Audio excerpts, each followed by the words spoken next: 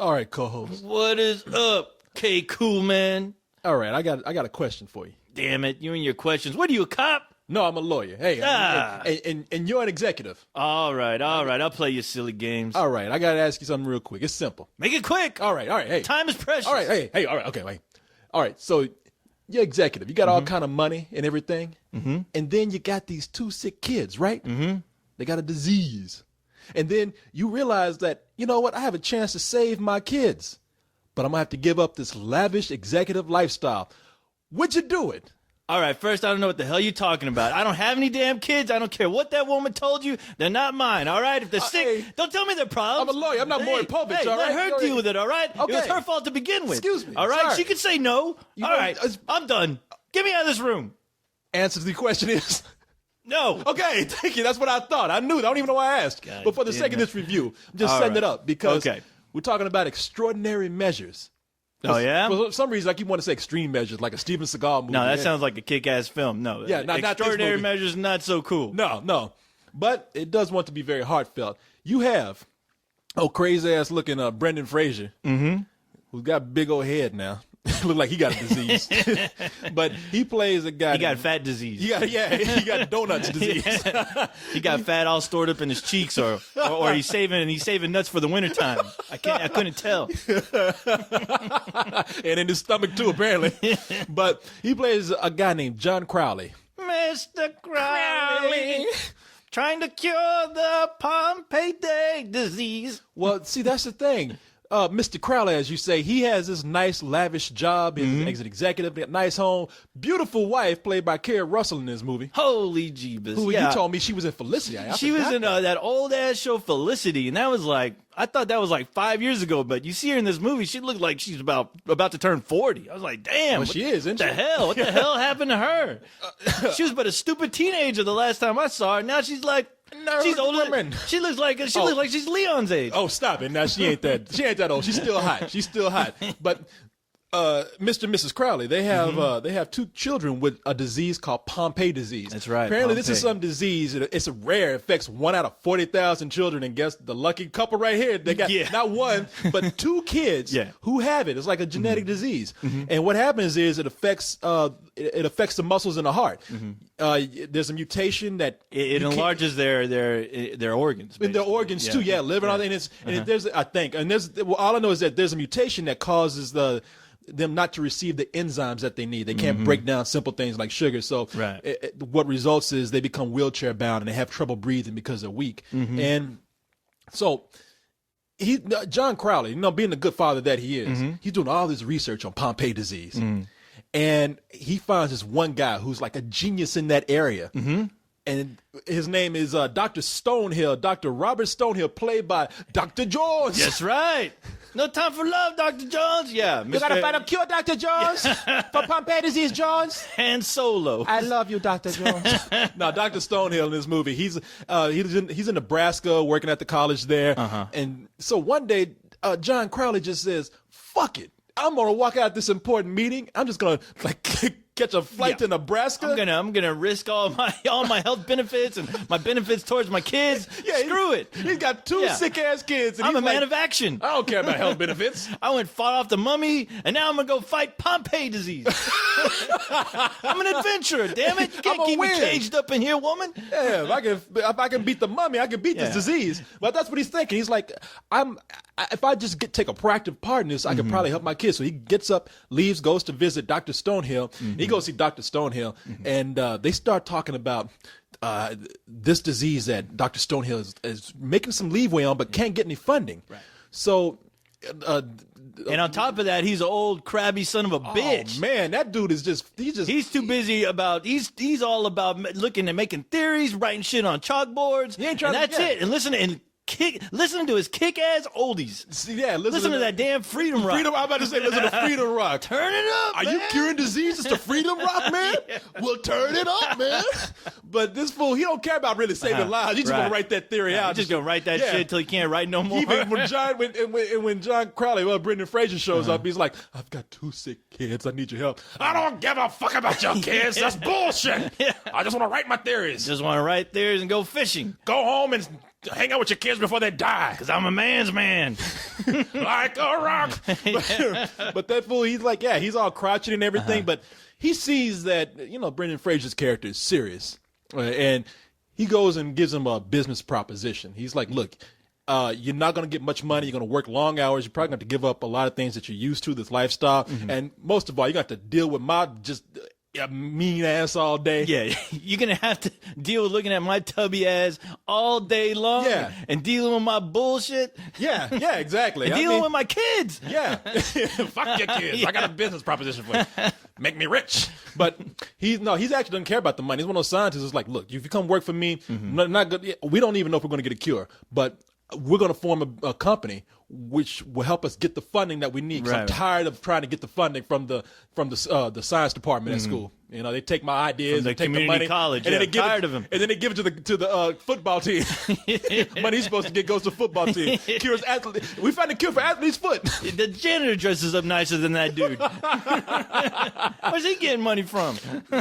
But this fool. So they go ahead and they form this company, and from this point, man, I mean, even at the beginning of the movie, it's turning into a television film. I mean, what's going to happen. It turns into a Lifetime film, and it's very predictable. And the other thing is, it's not very engaging. As soon as they get into the whole aspect of joining companies with another rival company who's trying to find the same cure, it just becomes not that interesting. You just don't care. All you know is that Brendan Fraser's kids are about to die. And it could be at any time because there's always an emergency. You never know when. Either, the little girl's about to die because she's coughing, or all of a sudden the kid can't throw bread into the pond to give to the ducks, and that means he's about to die. So that's all you're really left, as far as any means of I guess tension in the film. Well, Other than that, it just becomes a boring class on how to get things done in the medical world. Well, from the from the beginning of the movie. You're looking at it and you're like, okay, this is kind of bland, but you know what? They got two sick kids in here in a wheelchair. Maybe there's something here that's just going to move me emotionally. It doesn't really matter how the filmmaking is. I mean, as much as I don't want to criticize this movie because it's based on a true story, right? And we don't know what the real story behind it is. The movies, I always say based. Yeah, right. It ain't really exactly what happened. For all we know, life. These kids died before anything happened. Yeah, and they changed the story around. Yeah, they didn't find a cure for this. We don't want to depress anybody. Yeah, but I don't know enough about the real story to say anything, so I won't. All I know is looking at this. Yeah, I know that these kids are actors. I know these parents are actors, and there's a lot of bland stuff in there to remind me of that. Yeah. I mean, the moment the movie comes on, before a single title is introduced, we get that music that we hear in every feel-good movie. Right. Yeah, if it were on TV, I'd immediately turn the channel. You hear those chimes. And so you're thinking like, all right, strike one. Music already setting up what's mostly going to be a predictable movie. Right. But then the parents come in, and the parents. I mean, I know this guy's driven by his kids, but they never want to show you being mean to those kids at all. Oh, no, I mean, not even being frustrated. There's a few scenes where you think, okay, this is where the dad is actually going to be a dad and snap, because you got one kid yelling, "Hey, dad, pay attention to me, dad," and he's like, "All right, son, all right," and you're just waiting for him to blow up, and then the kid ends up giving him like some money to help out with the research money, and you're like, aren't kids great? Well, no, that's not how it happens in real life. It'd be throwing a goddamn shooter. Get the fuck out of the room! Can't you see I'm working? I'm trying to save your sister's goddamn life, motherfucker. Yeah, exactly. I mean, like that girl. Yeah, just like, motherfucker, shut up! Shut up! But that, like Korey's dad. No, my dad put me in a wheelchair for a little while, strapped me down. You sit there and just shut the fuck up. Please, Dad. You tried to set that wheelchair on fire. Now, get out of that, you son of a bitch. Hey, yeah, Korey's getting him look like Stephen Hawkins at the end of the month with his dad. Go to your room. Hello, co-host. Are you ready to record a review? I think it's hilarious when you talk, Korey. You're very funny, asshole. But no, like that little girl in that wheelchair. I mean, she's just like a kid who runs around in a wheelchair. Right. I mean, I'm sorry, that little girl in the wheelchair is just like the kid who runs around who has 2 legs to like run with, except she's more destructive because she's in a fucking wheelchair. Yeah, I mean, right. she's rolling around at fucking 30 miles per hour through the house. She's rolling over old ladies. There are like explosions going on whenever she's coming from somewhere. Oh yeah, no, the house is on fire. Yeah. She's knocking over vases and lamps and shit. And the thing is, the movie starts out with her like trying to run over her little brother. Her little brother like, no, and that little girl like, it's like, is this like a villain from the X-Men or something? What's going on? That little girl like, exterminate, exterminate, boom, boom, boom, boom, boom. Like runs over him, backs up, burns him again. See a rocket shoot from her fucking chair. But no, I'm sorry. I know that there's a point where parents get frustrated with their kids. Right. That little girl was tearing up as much shit as she was in real life. Yeah. Her dad would have been like, God damn it, I'm trying to find a cure for your ass. You know what? Take out the wheelchair, put it down. Now, you just sit there. All right, I don't want to hear no more shit out of you. Now tear up shit. Right. She's on the floor. Mom, shut up. No, and we're not trying to like talk about these kids and their disease. I mean, we're cracking jokes, but we're trying to just say how the movie is so... It's so falsely sweet almost that it's kind of it's hard to believe. It's hard to buy into. It's a little annoying. Yeah. And then when we get into the story of Harrison Ford and Brendan Fraser, how they get into this business together, I mean, we know what's going to happen. I mean, they're going to have their differences. Right. He's the crotchety guy that's making everybody angry. Yes. You know, nobody can work with Dr. Stone here. I'm going to play my music loud and fuck you, motherfucker. Yeah, he's like the rogue rebel of the group. Him and Brendan Fraser is the complete opposite. He's like the business guy. You know, he's there he's a suit basically. Oh yeah. And Harrison Ford ain't having any of that. You know, he plays by his rules. It's his house. It's his rules, and it's his cure. So he can be an asshole as much as he wants. And Brendan Fraser's like, no. Look, when you interact with people, you can't be a dick all the time.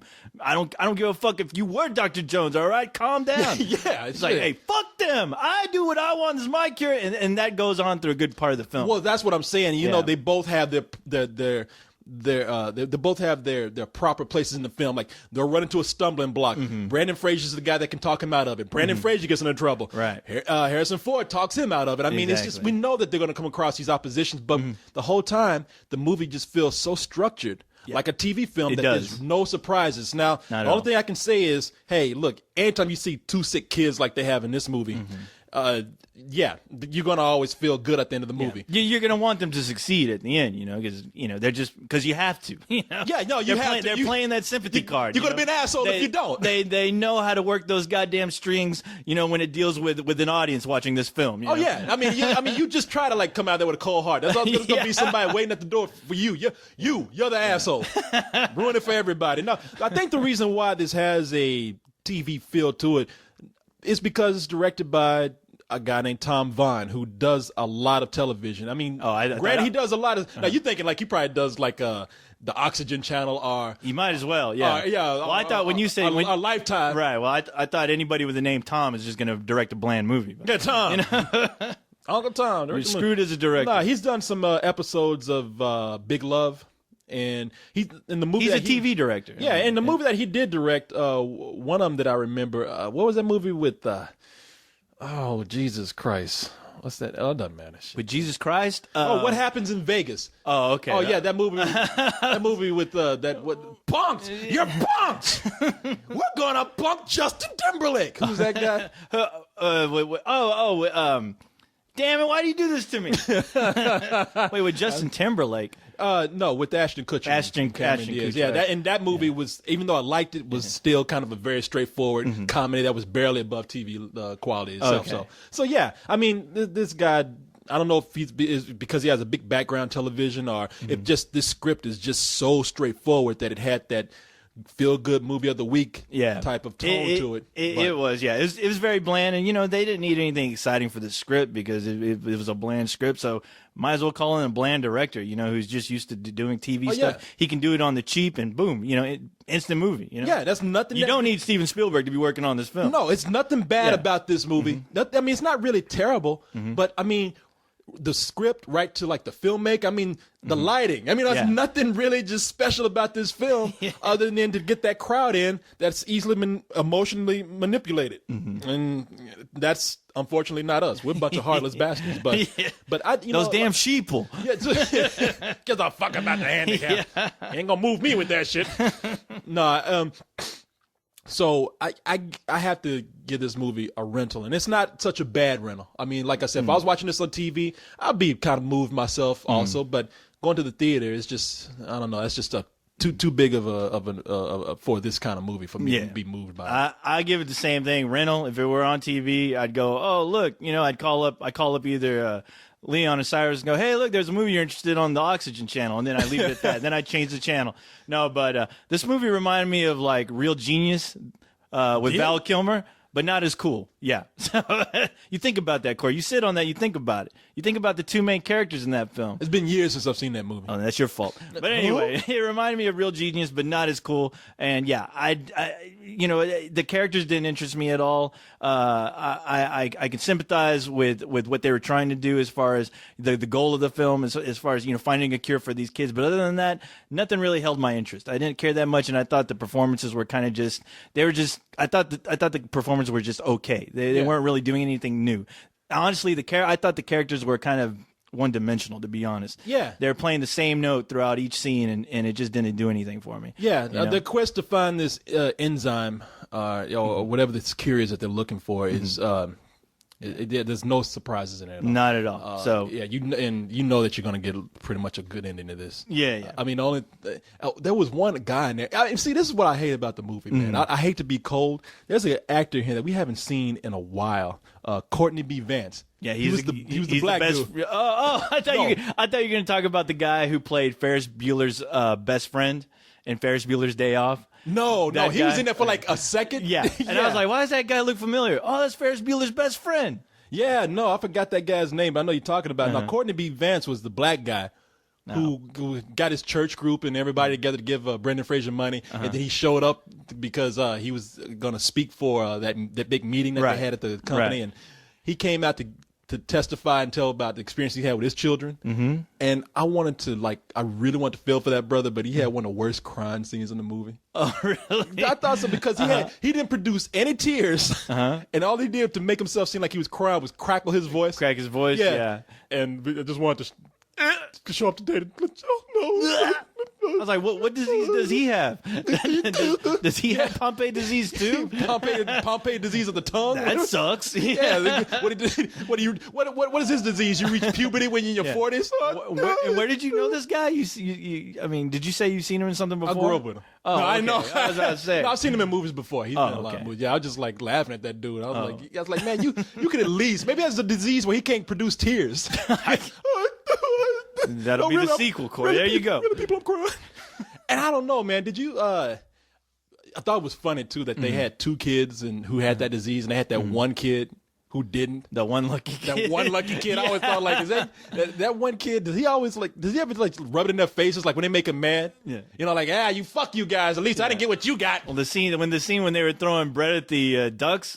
There's a shot where you see that kid in the corner of the screen and he's looking over with his eyes, and I can just read his mind where he's going, better you than me, suckers.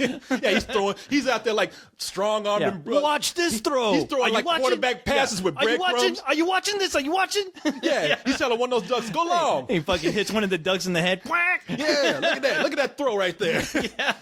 And I like that. Look, I don't want to talk too bad about Brendan Fraser and Harrison Ford, because there were moments where I actually liked them together. They're accomplished actors. I'll get that. That's a given. But I just think they really didn't offer anything in this movie. No, they didn't. I was just saying that there are bright spots where they got along because they were able to get off some one-liners. And, in a comedic way, I kind of appreciated it because very, very dry one-liners. But very dry one-liners. Yeah. The only thing that kind of got me is like, Jesus, man, Harrison Ford's character in this movie, does this guy ever like cheer up? No. I mean, this guy just pissed. I was expecting to pick up one of those kids in a wheelchair and throw it at Brendan Fraser. God damn it! You put our work in jeopardy. What the fuck? He has that syndrome that you get if you ever worked on Star Wars, where you basically, when you get older, you turn into Yoda, and that's what he looks like. He's shrinking. Yeah, away with me with it.